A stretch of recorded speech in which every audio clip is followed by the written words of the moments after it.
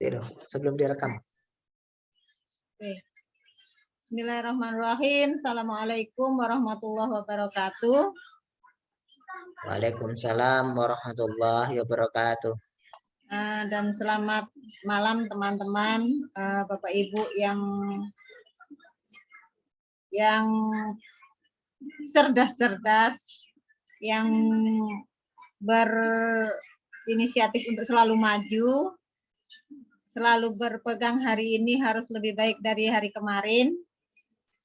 Terima kasih atas waktu yang sudah diberikan kepada saya untuk bisa menyampaikan sedikit ilmu yang saya peroleh saat pelatihan kemarin selama 9 hari. Tinggal 1 hari lagi, inilah tugas yang harus kita buat sebagai bentuk partisipasi kita sebagai peserta. Selanjutnya, ya mungkin sambil menunggu teman-teman yang mau bergabung, ya karena kita sebenarnya banyak, cuma mungkin karena kendala ini pengambilan videonya malam, jadi teman-teman mungkin sudah ada aktivitas yang lain. Oke Bapak Ibu, dan khususnya Pak Tamam, karena yang hadir pada kesempatan malam ini adalah Pak Tamam. Semoga sehat-sehat ya Pak ya. Alhamdulillah sehat Bu. Alhamdulillah. Oke Pak, semangat selalu saya kalau lihat Pak Tamam tuh semangatnya semangat 45. Alhamdulillah, amin, amin. Semoga Insya sehat Allah Bu. sampai selesai acara kita. Ya, amin, amin Bu. Baik Pak, alhamdulillah puji syukur kita kehadirat Allah pada kesempatan malam hari ini kita masih bisa melaksanakan tugas yang diberikan oleh instruktur kita untuk mengambil pelatihan. Yang saya ambil materi pada malam hari ini adalah profil pelajar Pancasila. Sholawat beriring salam senantiasa kita kirimkan kepada junjungan kita Nabi Agung Muhammad SAW dengan selalu mengirimkan sholawat dengan mengucapkan Allahumma sholli ala Sayyidina Allahumma Muhammad sholli ala Sayyidina Muhammad wa ala ali Sayyidina Muhammad. Selanjutnya kita langsung ke materi saja ya Pak ya. Saya share screen.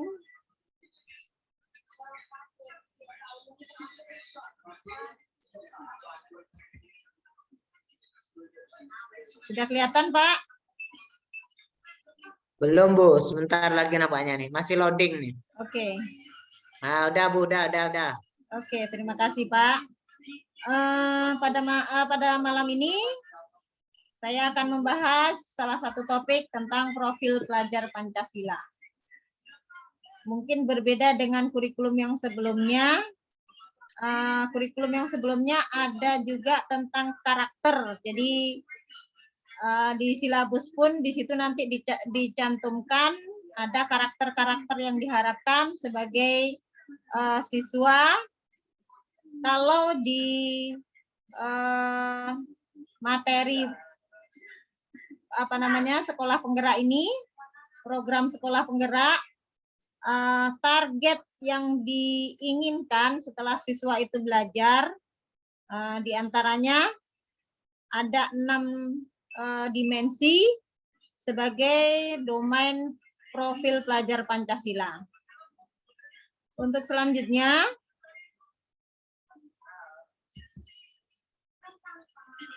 tujuan pembelajaran yang akan dicapai pada saat ini adalah peserta dapat menjelaskan apa yang dimaksud dengan profil pelajar Pancasila. Kemudian yang kedua, peserta dapat menjelaskan dimensi-dimensi profil pelajar Pancasila. Kemudian yang ketiga, peserta dapat menjelaskan kegunaan profil pelajar Pancasila. Apa profil pelajar Pancasila itu?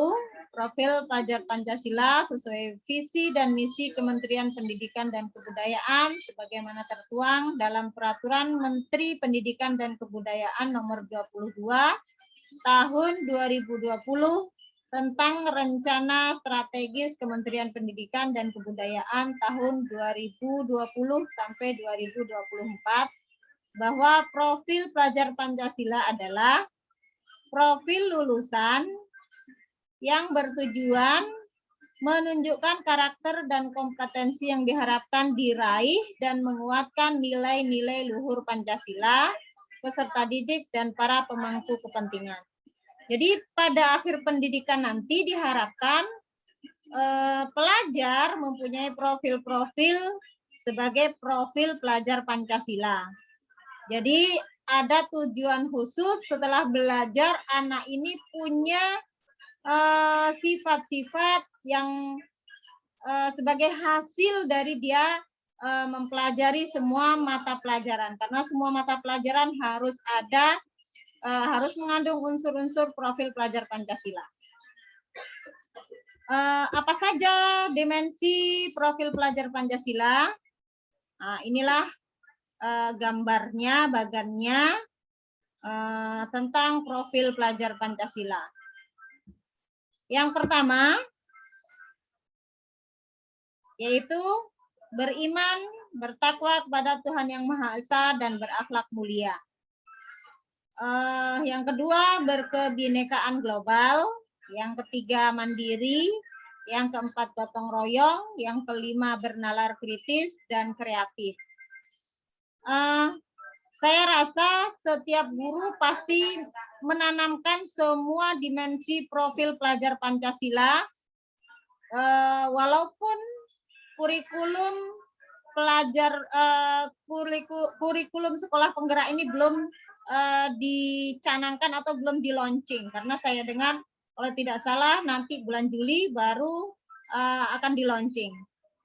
Jadi sebelum ada kurikulum ini, kita sudah menanamkan setidaknya 6 profil pelajar Pancasila ini. Yang pertama tentang bahwa siswa itu harus beriman, bertakwa kepada Tuhan Yang Maha Esa, dan berakhlak mulia. Yang kedua, berkebinekaan. Dan untuk penanaman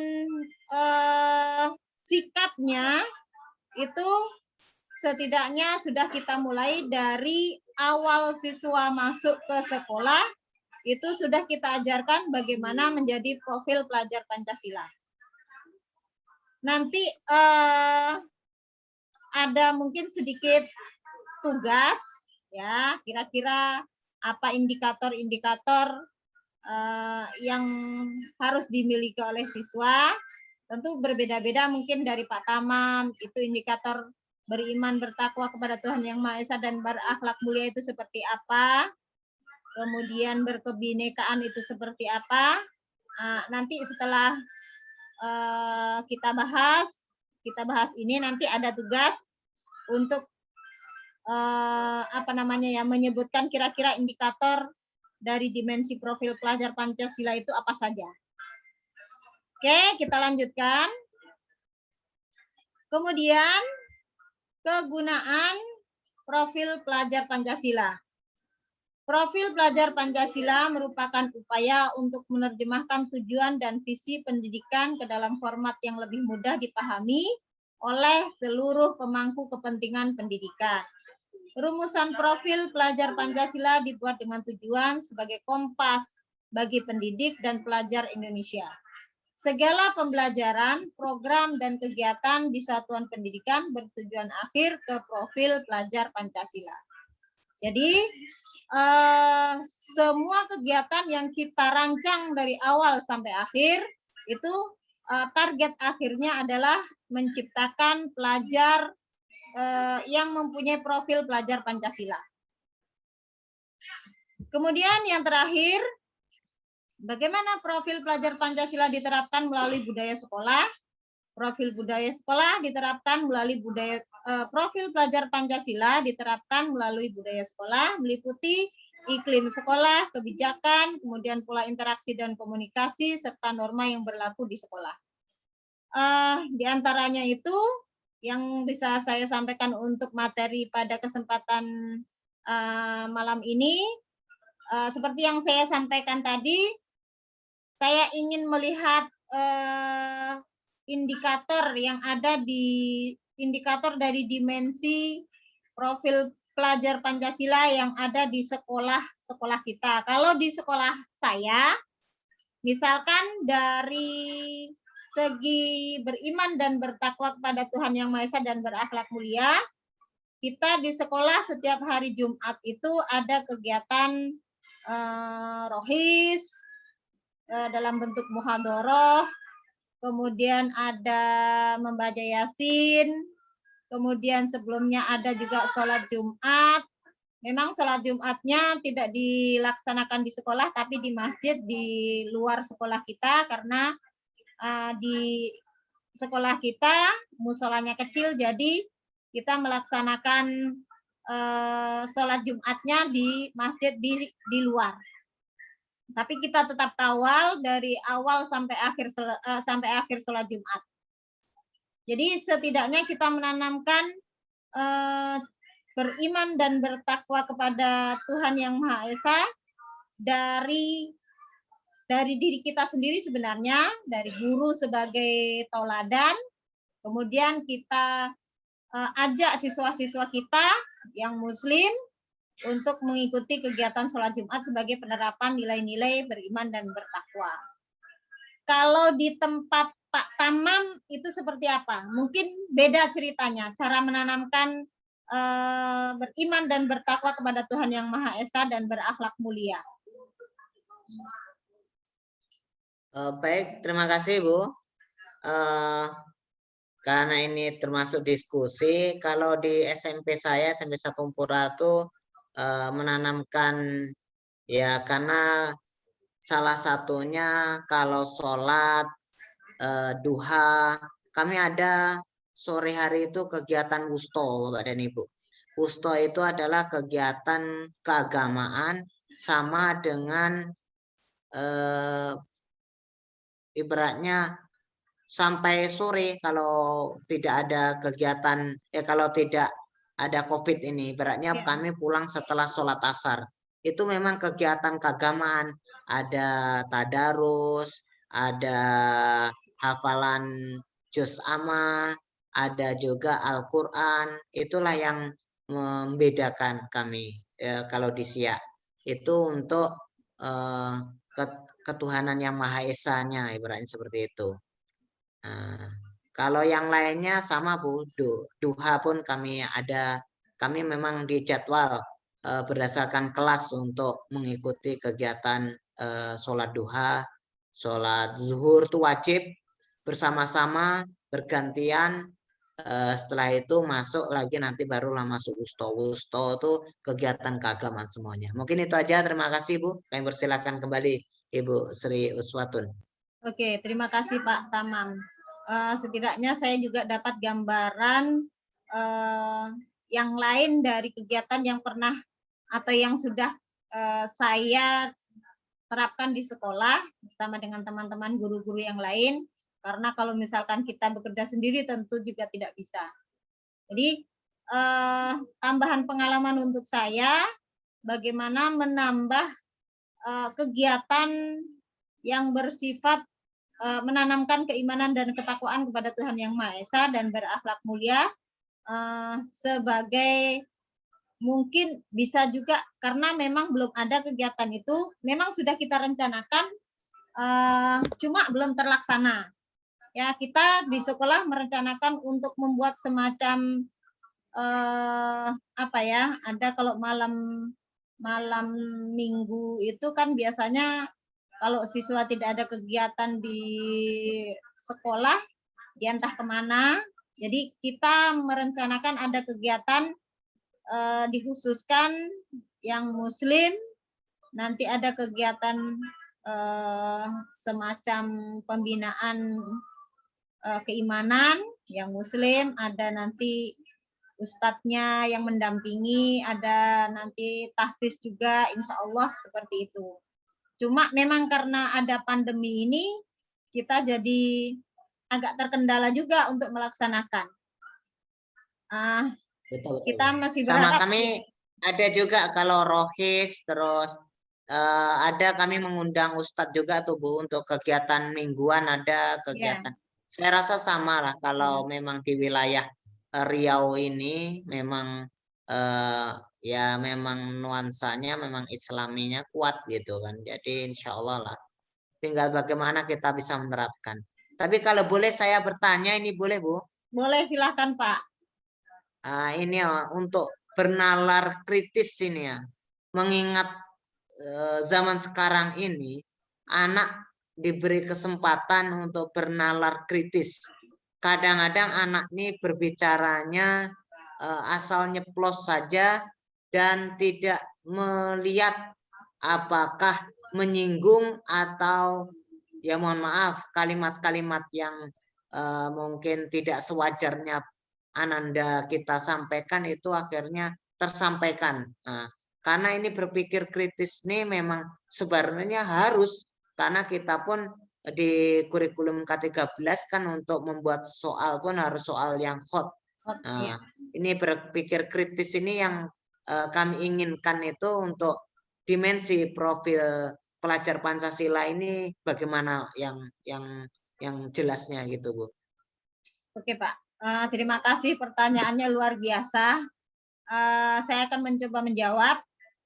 Bernalar kritis mungkin kalau kita lihat kondisi siswa sekarang, apalagi kondisi pandemi, yang saya alami sendiri, siswa karena belajarnya dari jarak jauh, kita juga tak bisa kontrol sendiri seperti apa siswanya. Orang tua juga mungkin ada yang gaptek, jadi nggak tahu, nggak bisa kontrol anaknya untuk mengerjakan tugas. Jadi akhirnya materi yang sudah dibuat seringkas-ringkasnya pun tidak juga dibaca oleh siswa. Jadi kadang-kadang benar Bu. Ya, jadi agar siswa bernalar kritis mungkin bisa kita pancing dari diri kita, dari guru. Ya, karena memang kalau kita mengharapkan siswa harus bisa langsung bernalar kritis itu susah. Ya, mungkin hanya 1-2 saja yang punya wawasan yang lebih, jadi dia bisa bernalar yang kritis. Ya, mungkin selebihnya di atas itu kemungkinan ya biasa-biasa saja, hanya dengar, ya kalau tak ditunjuk dia diem aja. Ya, kalau yang pernah saya lakukan agar anak ini bisa mau bernalar, mau berpikir, jadi saya pancing dulu, misalkan ada pertanyaan, misalkan kita bahas tentang profil pelajar Pancasila. Jadi kalau misalkan kita tak pancing dengan pertanyaan lebih dulu, anak itu cuma diem aja. Diemnya itu kita nggak tahu juga diamnya mendengarkan atau dia melamun atau dia mengantuk malahan. Ya, jadi kita pancing dulu dari pertanyaan-pertanyaan. Ya, dari pertanyaan itulah dia akan mulai berpikir kira-kira oh apa sih pelajar Pancasila? Apa sih gunanya pelajar Pancasila? Setidaknya dari usaha kita memancing pertanyaan itulah anak ini akan mulai membayangkan. Nah, pertamanya mungkin dia membayangkan dulu. Oh iya ya, tentang ini ya yang dibahas ya.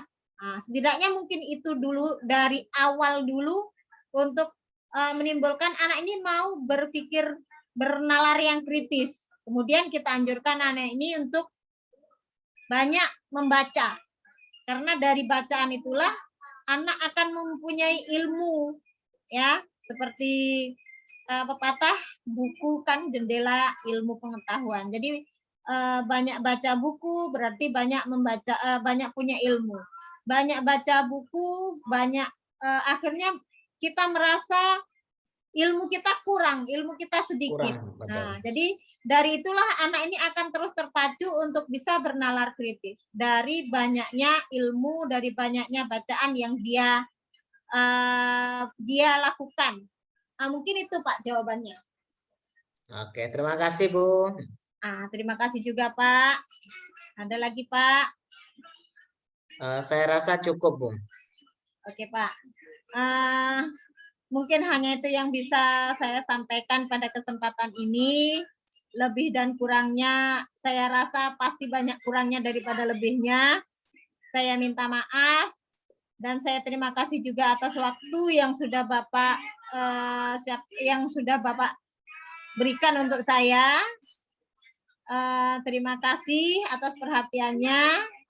Wabillahi taufik wal hidayah. Assalamualaikum warahmatullahi wabarakatuh.